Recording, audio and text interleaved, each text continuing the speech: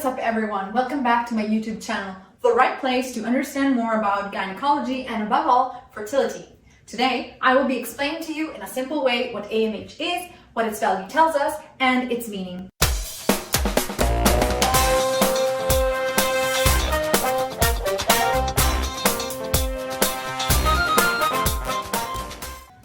I'm Dr. Rebecca Angelica Mishosha, and I'm the medical director of a fertility clinic. Today, I will talk to you about the anti-Müllerian hormone. What is the anti-Müllerian hormone?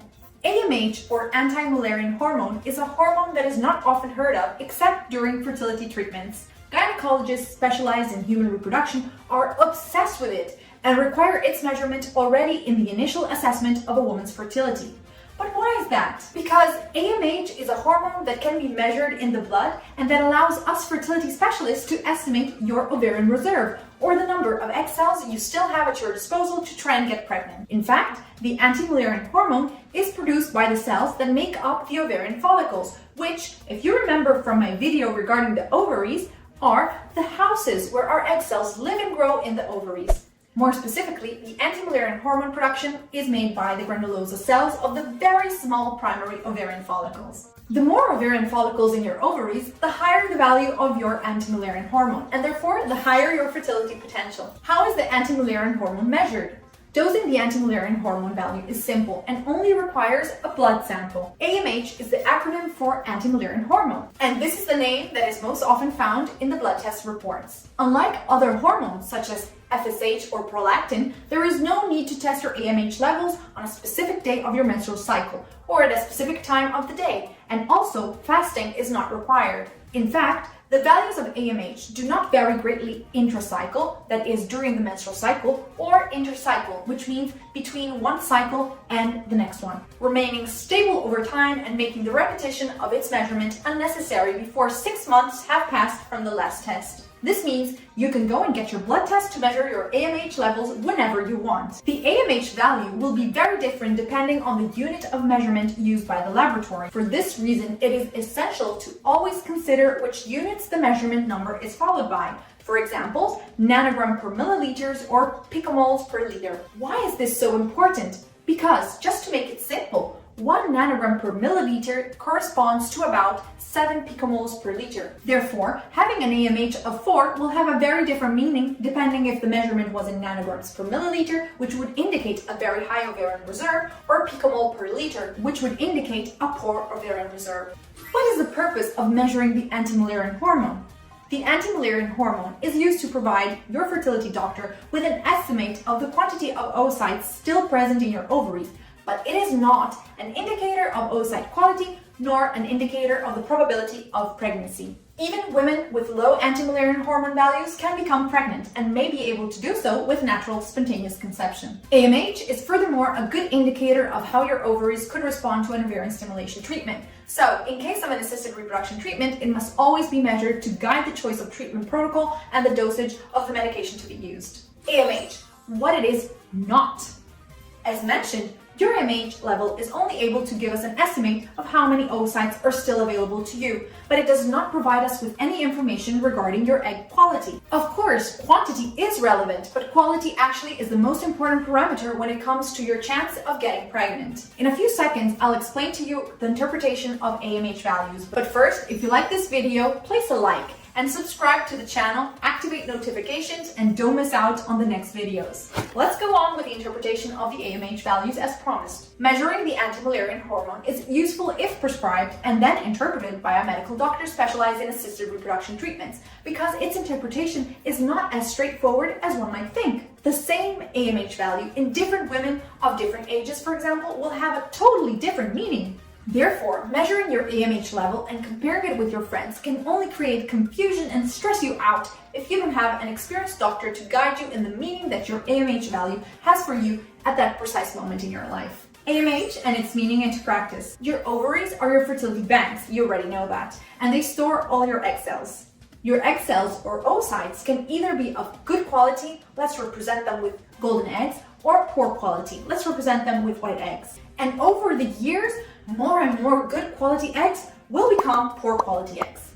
The value of your AMH will tell us how many eggs in total you still have saved in your fertility bank, but it will not distinguish between the golden and the white eggs. To try and make this very difficult topic easier to understand, I will give you an example.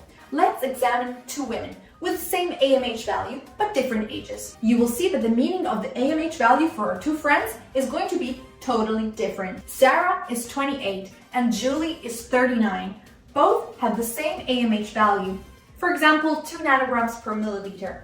If we were to consider the age of the two women, the AMH value is considered to be low for Sarah and high for Julie, compared to the average value of AMH of their age group respectively. The number of egg cells that can be retrieved in an ovarian stimulation treatment will be comparable for the two women. And to make this example simple, let's pretend that the number of retrieved oocytes is 10 oocytes for both friends. So, the quantity of eggs retrieved is the same. But when we focus on the quality of these retrieved egg cells, we will discover that in Sarah's case, about 8 eggs out of 10 will be of good quality. While in Julie's case, only 4 eggs out of 10 will be of good quality. This example should not be taken literally, but it should help you understand how important age is in determining the success of conception, both with traditional sex and with assisted reproduction techniques. If you don't know what assisted reproduction is, check out this video that I made for you.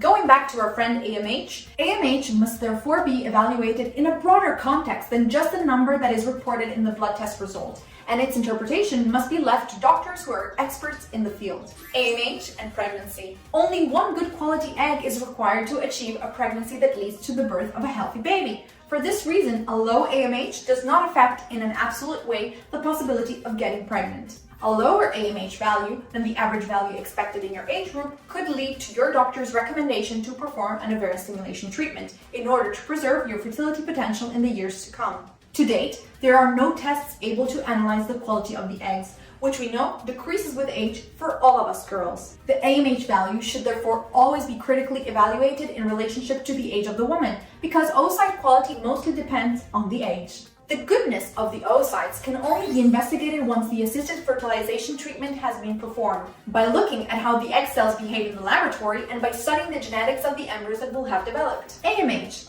Why is it called anti-Müllerian hormone? In reality, the anti-Müllerian hormone is not an exclusively female hormone. Its name comes from the role it plays in the development of the male reproductive system. In fact, at the beginning of the intrauterine life development, all human beings have 2 types of structures: Müller's ducts and Wolff duct, regardless of their chromosomal sex, XX female or XY male. Only male embryos will produce the anti-Müllerian hormone to inhibit the development of the Müller ducts, letting the Wolffian duct lead to the development of the male genitalia. On the other hand, in the female embryos, the Müller ducts will not be opposed by the action of the anti-Müllerian hormone and will allow the development of the uterus, the fallopian tubes, and the vagina. If we stop and think about it for just a moment, until the 12th week of pregnancy, we are all the same, male and female. So even from a scientific point of view, gender-based hatred has no sense at all. So Rebecca, what do I need to know about AMH? AMH is a hormone that allows you to estimate your ovarian reserve. With age, the number of oocytes stored in your ovaries will decrease, and so will your anti-Müllerian hormone value. Your AMH's initial value and its decrease are determined by your genetics, but an unhealthy lifestyle can accelerate this decline. Lifestyle also affects the quality of your eggs, and in particular, smoking and obesity negatively affect the quality of your eggs. The anti-Müllerian hormone value will begin to decrease more rapidly, starting more or less from age 35.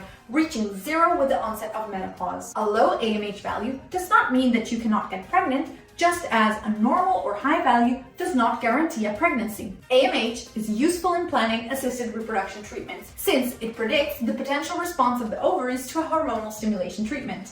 The anti-Müllerian hormone does not tell us the quality of your egg cells, but only the quantity. To date, there are no methods or drugs that can improve the value of AMH. Let your human reproduction specialist guide you on your fertility journey and your quest for pregnancy. Always remember that the AMH is the bank statement of your ovaries.